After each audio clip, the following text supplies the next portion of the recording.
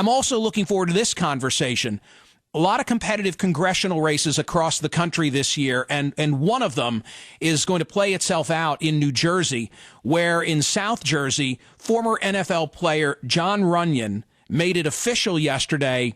He's running as a Republican for Congress, and he's here right now. Hey, John, thank you for being on the program. Thanks for having me, Michael. What caused you to want to do this? I think the current state of the country, it's heading in the wrong direction, and we need some change. We gotta cut this spending first of all. And I think, bringing some fresh faces and fresh ideas to DC are the way to go here. Have you always had the political bug?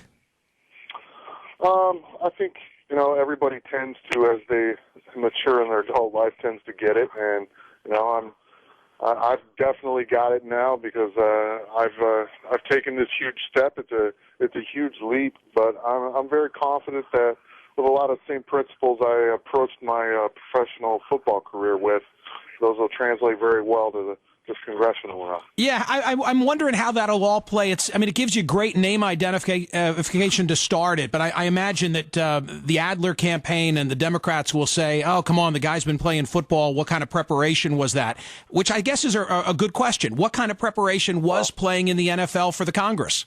Well, throw it right back. What kind of preparation in state legislature in D.C., where has that gotten the country right now? It's got us in a big hole.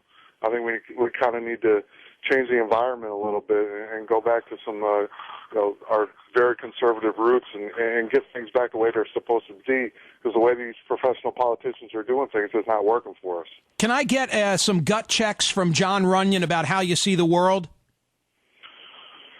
You ready? I'm gonna run through a list, and we'll try and keep it short, and the views expressed will be my own. Okay. Okay. Immigration. Our borders are porous, and only when they are closed should we decide what to do with the millions who are already here illegally. Well, I think the people that are here illegally should go back to the back of the line and enter this country legally. Gays. I say homosexuals don't threaten my marriage. As we seek to find some accommodation for same-sex couples, we need to end that false argument. Yeah, I believe that there is no room for same-sex marriage. Civil union, yes, but marriage is between a man and a woman. Right, but I don't care if two guys hook up. Do you? I mean, it just doesn't threaten my marriage. No, but it's by no means would I ever call it a marriage.